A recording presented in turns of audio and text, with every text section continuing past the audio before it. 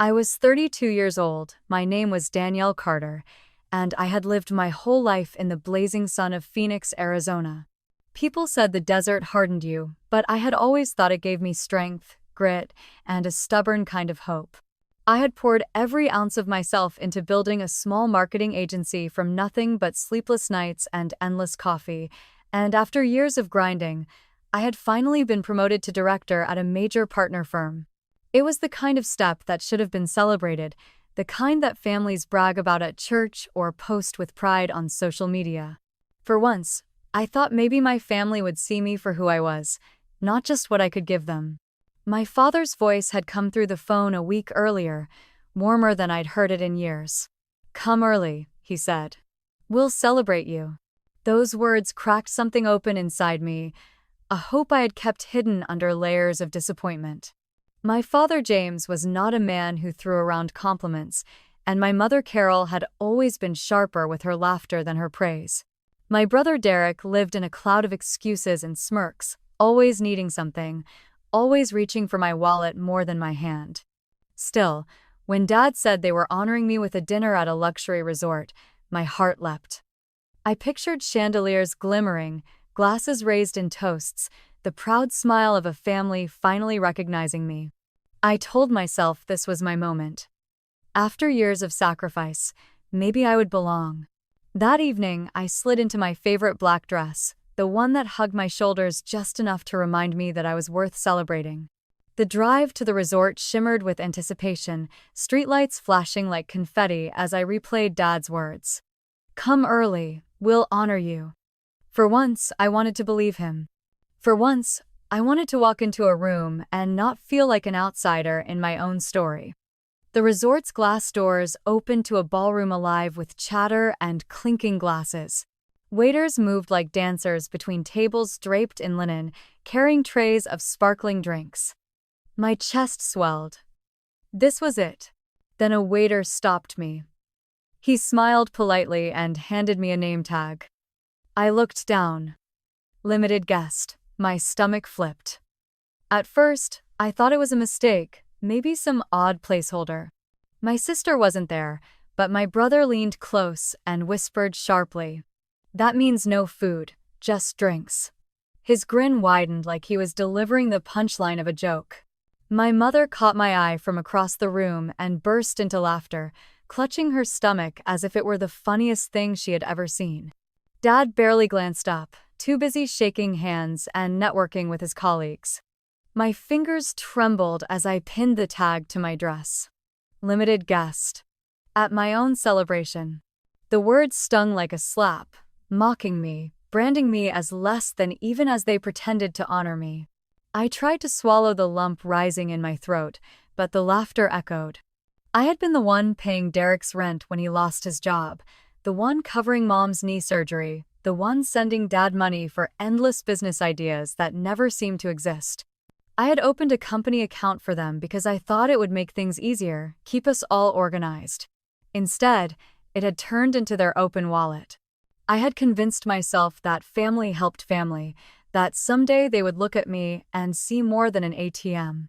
But as I stood there under glittering chandeliers with a tag that told the world I was not even worthy of a meal, I realized the truth.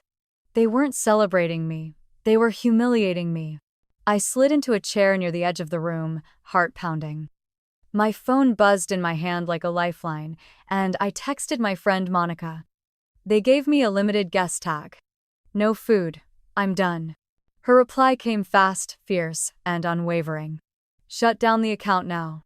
She had been warning me for months, telling me they were using me, draining me, laughing behind my back.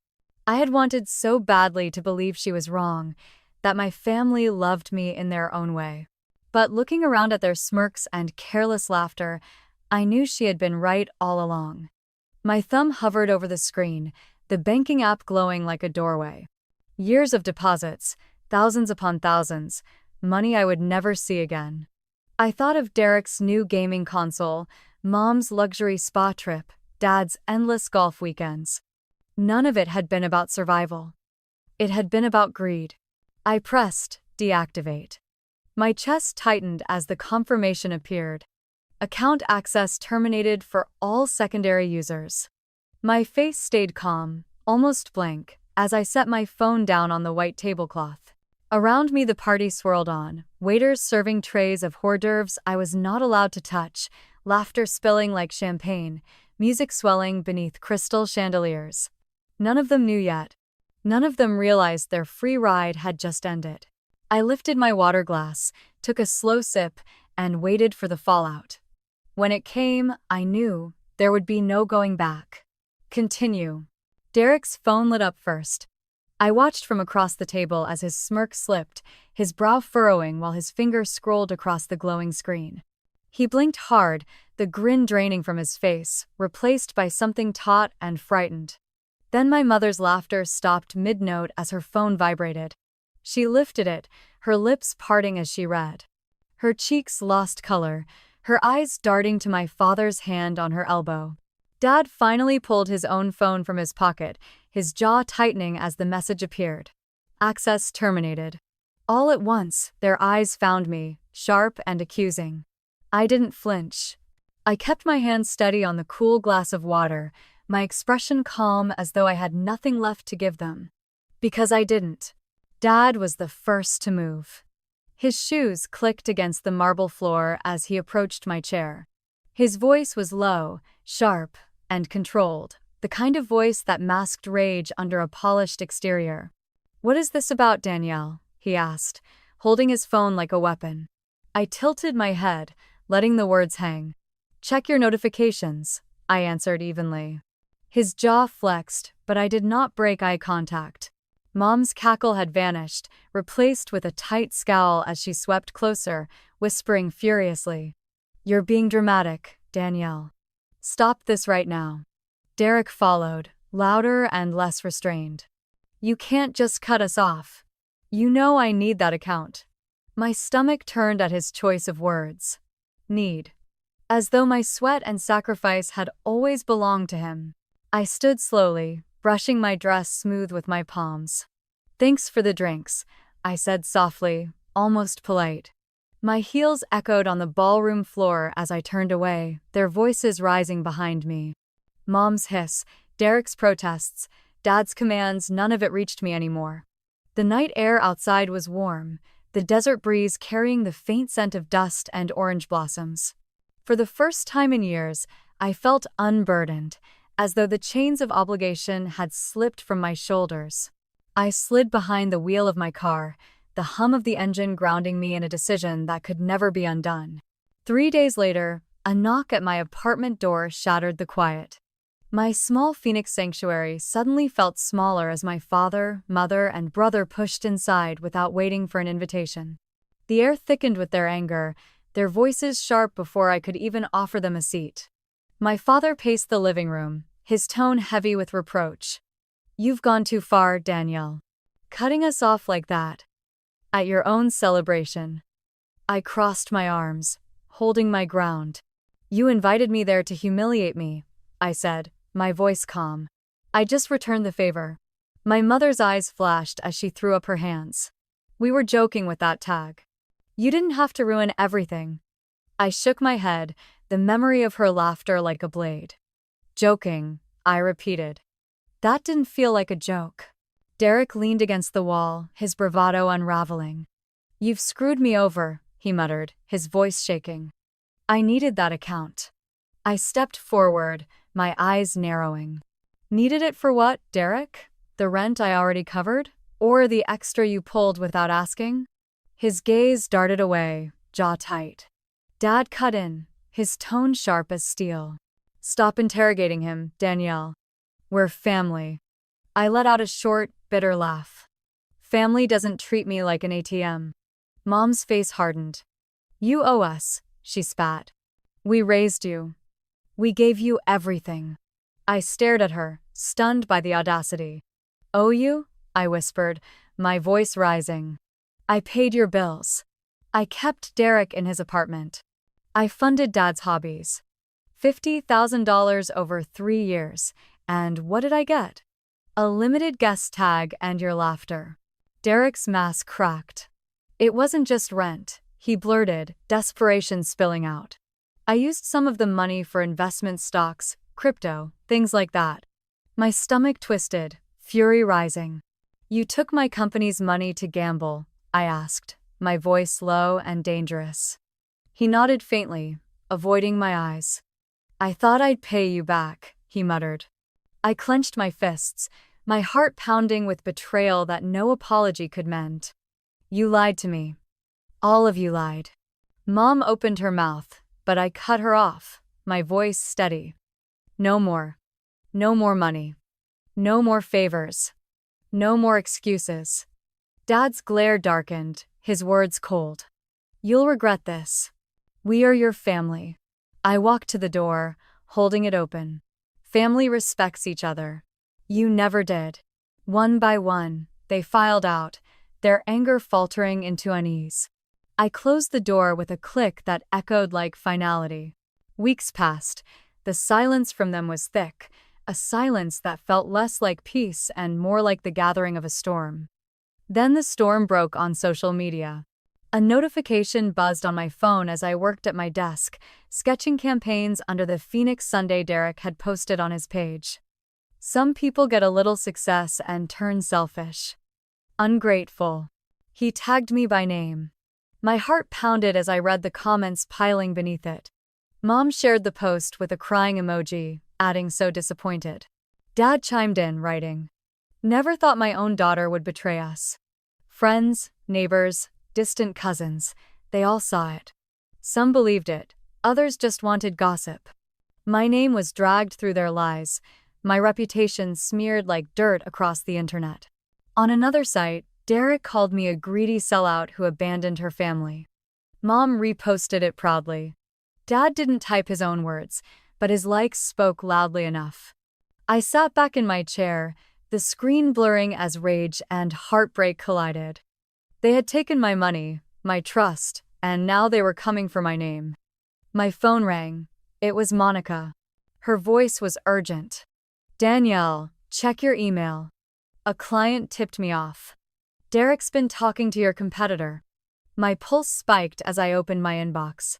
An email confirmed that Derek had tried to leak my client list and campaign strategies, the work I had been building for months. Betrayal had taken on a new shape, uglier than ever. I changed every password, locked every file, my fingers flying with resolve. I would not let them destroy what I had built. Continue. The walls of my apartment seemed to close in as I pieced it all together. Derek hadn't just wasted my money. He was willing to sabotage the very foundation of my business. It was Monica who steadied me with her voice through the phone. "You need to protect yourself legally, Danielle. Document everything." Her words sank deep. For so long, I had tried to keep things within the family, telling myself it was better to let things slide, better to believe they might change. But this was no longer about family arguments or money quietly vanishing from my accounts. This was betrayal written in public posts and whispered to rivals. I couldn't ignore it anymore. I opened folder after folder on my computer, screenshotting Derek's social media attacks, saving emails, logging timestamps. Each file felt like a shield I was forging, piece by piece, for a war I had not wanted but could no longer avoid. That night, my inbox overflowed with messages from clients and colleagues. Some were cautious, asking if the rumors were true. Others were supportive but worried, as though the stain of my family's lies might rub off on them by association. I typed a statement for my agency's page, keeping it short and professional. My focus remains on creating great work for my clients. Thank you for your support. The words were neutral, but inside I burned. Every insult Derek had posted screamed in my head. She thinks she's too good for us. Greedy sellout, selfish. Part of me wanted to respond with a list of every bill I had paid, every sleepless night I had carried them, every sacrifice they had laughed at. But I knew shouting into the noise would only feed them. Instead, I shut the laptop and sat in the quiet, letting my resolve harden.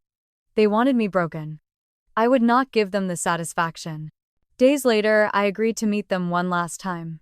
A diner on the edge of Phoenix, a place with chipped tables and the smell of fried onions clinging to the air.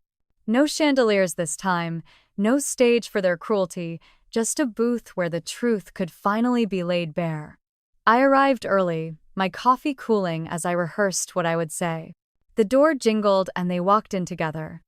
Dad's posture stiff, Mom's expression strained. Derek's smirk thinner than usual, and my grandmother Helen trailing behind them with eyes that carried both age and quiet worry. They slid into the booth across from me, the vinyl creaking under their weight. "We need to talk," Dad began, his voice low, like he was offering a business deal rather than a plea. I leaned back, my face calm. "I'm here." Mom folded her hands tightly, her voice softer than I had expected. "We can move past this, Danielle. Your family. We don't want to lose you." I set my cup down, meeting her eyes. "You didn't care about family when you laughed at me in front of a ballroom. You didn't care when you shared Derek's posts." Her face flushed, and she looked away. Derek leaned forward, sharper, his words like knives. "You're making us look bad. You cut us off, and now everyone thinks we're the problem." I tilted my head, almost amused. "You called me selfish on social media.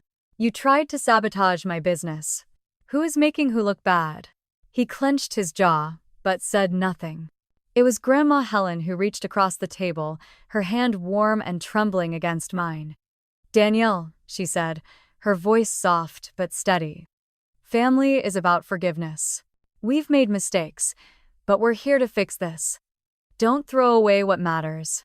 Her eyes held a plea that pierced through me for a moment. I wanted to believe her. I wanted to believe any of them could still mean those words. But then memories crowded back in the limited guest tag, the $50,000 drained away, Derek's gamble with my company's funds, the laughter, the lies, the posts that called me ungrateful. I pulled my hand back gently. "Family doesn't use each other," I said. "You all treated me like a bank, not a daughter, not a sister." Dad's expression hardened, his tone sharp. "You're being stubborn. We raised you. We gave you everything." I let out a cold laugh, shaking my head. "You raised me to pay your bills. That's the only lesson I learned from you." Mom's voice rose, her hands trembling. "You can't just walk away from us. We are your blood." I reached into my purse, pulled out a $20 bill, and placed it on the table beside my empty cup. "This is the last thing I'll ever cover," I said. "Enough for my coffee and a tip." Then I stood, straightened my shoulders, and looked each of them in the eye. "You've taken enough." Derek started to speak, but I silenced him with a glance. Grandma's eyes filled with tears, but I couldn't stay for her sake anymore. I turned and walked away, the bell above the diner door jingling as it closed behind me. Outside, the night air wrapped around me like a final seal on the choice I had made. They had tried to pull me back, but I was already gone. Continue. Months slipped by like sand through my fingers, but for the first time in years, the silence did not weigh me down. It felt like air, like freedom.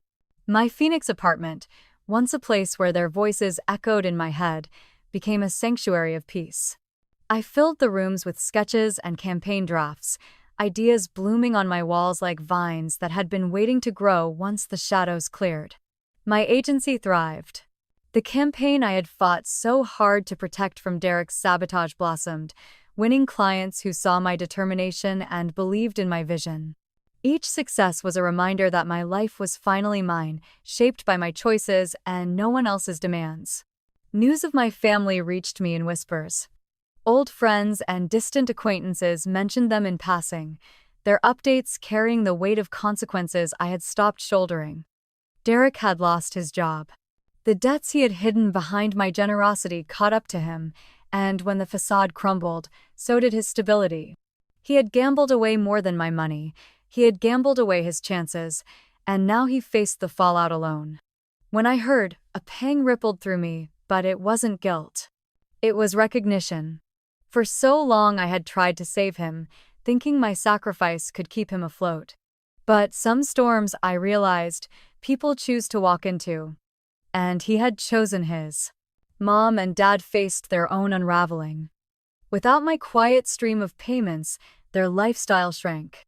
They lost their house, the one they had once boasted about as a symbol of success, and moved into a cramped rental that fit the reality they had avoided for years. They had built their comfort on my back, and without it, the illusion collapsed. I didn't rejoice in their struggle, but I didn't ache for them either. Sympathy couldn't erase the laughter in that ballroom, the smirks as they drained me dry. Choices had consequences, and now they were living in theirs. One evening, my phone buzzed with a message from Grandma Helen.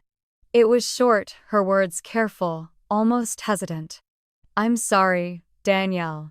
I didn't see how much they took from you." I sat with that message for a long time, my thumb hovering over the reply button.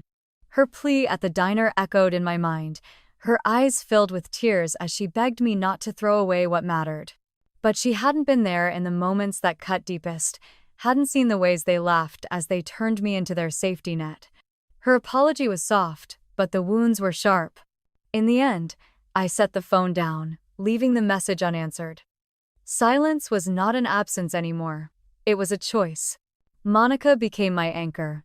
Every week we met for coffee, her laughter cutting through the heaviness that still tried to cling to me.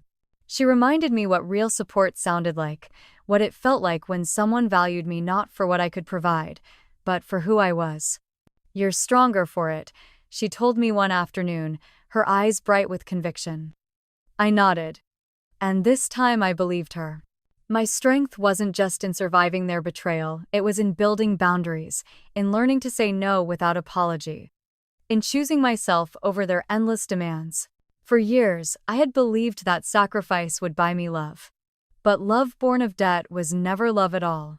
Looking back, I could trace every cut, every theft, every lie. $50,000 gone, but more costly than that was the trust they shattered, the time they consumed, the pieces of myself I had given away. They mocked me, lied about me, tried to ruin me. Yet, in their attempt to break me, they had revealed the core of who I was. I was not their bank. I was not their scapegoat. I was a woman who had built her own life from the ground up, and no smear campaign or betrayal could erase that. One evening, as the sun dipped low over Phoenix, painting the sky in strokes of orange and violet, I stood at the window of my office. The skyline shimmered in the distance, the desert stretching beyond it like a promise. My desk was cluttered with sketches, contracts, and plans for the future. This was my life now, built on my terms, free of their shadows. The cost had been high, but the freedom was priceless. I had lost a family, but I had gained myself. And as the city lights flickered to life below me, I knew that was enough. Continue. The desert air of Phoenix carried a kind of clarity I had never noticed before. Mornings arrived with a hush, sunlight spilling across my apartment floor like a fresh start. I woke without the weight of unanswered phone calls or guilty texts pressing against my chest. My days unfolded with rhythm coffee brewing while I sketched ideas, meetings that crackled with energy as clients leaned in to hear my vision, evenings where I finally had time to breathe. For years, I had lived in reaction to my family's demands, measuring my worth by what I could pay for, by how quickly I could solve their crises. Now, with the noise stripped away, I was left with something startling. Myself. The city that once felt heavy with obligation became a backdrop of possibility. Every corner of Phoenix reminded me of the life I was building, the desert trails where I cleared my head, the cafes where Monica and I laughed over cappuccinos, the downtown offices where I inked contracts that would have once seemed out of reach. My agency grew steadily, no longer shackled by the drain of an open wallet disguised as family support. Clients trusted me because I fought for them the way I had once fought for a family who never valued it. That fight now had a purpose, and every success stitched another piece of my confidence back together. Still, there were nights when the silence pressed in, when memories of their voices clawed at me. My father's threats, my mother's scorn, Derek's careless smirk. I would lie awake, replaying the laughter in that ballroom, the sharp sting of the word limited stamped across my chest. But then I would remember the sound of the lock clicking on my apartment door the day I sent them out, the way my heart had steadied as I stood in the Phoenix night, no longer bending beneath their weight. Pain lingered, but it no longer owned me. It had become part of the landscape, a scar that marked survival, not defeat. Occasionally, whispers of their lives reached me through mutual acquaintances. Derek's debts had spiraled further, his bravado collapsing under the pressure of consequences he could no longer dodge. Mom and Dad shuffled from one rental to another, their old friends less eager to entertain them once the gloss of success faded.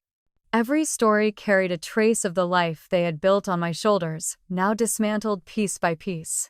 I didn't feel triumph when I heard it. I felt distance, like watching storm clouds roll over a valley I had long since climbed out of. Their downfall wasn't my victory. My victory was waking up each morning without their chains. One evening, I found myself sitting across from Monica at our favorite cafe, her laughter bubbling over the rim of her mug. "You know what I love most?" she said, eyes glinting with warmth. "You're finally living for you. Not for them, not for anyone else's approval, just you." Her words struck deep. For years, I had searched for that approval, twisting myself into knots for a sliver of acknowledgement that never came. And now, in the absence of their voices, I could hear my own. I smiled at her, the truth settling in. She was right. I had spent too long waiting for a family to see me. Now I saw myself. The lesson carved from their betrayal was harsh, but it was clear. Love without respect was not love. Sacrifice without gratitude was not family. And forgiveness without change was not healing. I had lost illusions I once clung to, but in their place I had gained boundaries, strength, and the unshakable knowledge that I was enough on my own. As the evening sky deepened to indigo and city lights winked awake around us, I let out a breath that felt like the closing of a chapter. My life was mine now, unshackled and real. For the first time, that was not just enough, it was everything. Continue. The seasons shifted slowly in Phoenix, the heat mellowing into cooler evenings, the desert winds carrying a gentler edge. My life followed its own kind of seasons too. What had once been marked by constant chaos, endless phone calls, and the sharp sting of obligation was now defined by routine and quiet victories. I no longer flinched when my phone buzzed. I no longer braced for the next request dressed up as a favor. Instead, I opened messages from new clients, invitations from colleagues, and notes from Monica reminding me that joy could be simple and steady. It was strange how quickly peace became the new normal once I chose it, though sometimes I still caught myself waiting for the old patterns to return, like a reflex I had not yet fully unlearned. There were moments when memories surfaced uninvited. The sight of a golf course on my drive stirred images of Dad insisting he needed money for business ventures that always ended with weekends on the green. The scent of lavender oil at a spa reminded me of Mom booking her luxury retreat and calling it self-care after I had paid her medical bills. Even the neon lights of a gaming store made me think of Derek, his excuses thin as paper while he set up a brand new console with the money meant for rent. These reminders no longer cut as deeply, but they lingered, shadows that stretched into the corners of my mind. Each time, I let the thought pass like desert clouds across the Sunday. They had taken enough from me already. They would not take the present too. My agency continued to flourish. The campaign I had protected from Derek's sabotage became a cornerstone of my portfolio, drawing in clients who appreciated not just my creativity but my resilience. They didn't know the full story of what I had endured, but they saw the results, a woman who could deliver brilliance under pressure, who stood firm when others tried to break her. My office walls filled with sketches, charts, and contracts, tangible proof of the life I was building brick by brick. Every handshake, every signed deal felt like a small act of reclamation. A declaration that I was not defined by the betrayals behind me but by the strength that had grown in their aftermath. Grandma Helen's message still sat unanswered on my phone. I would see it sometimes when scrolling late at night, her words simple and full of regret. "I'm sorry, Danielle. I didn't see how much they took from you." My thumb would hover over the screen, the pull of her voice tempting me to respond. But each time I remembered the way she had pleaded with me at the diner, not with the full truth but with a softened version of their story, shaped by what they had told her.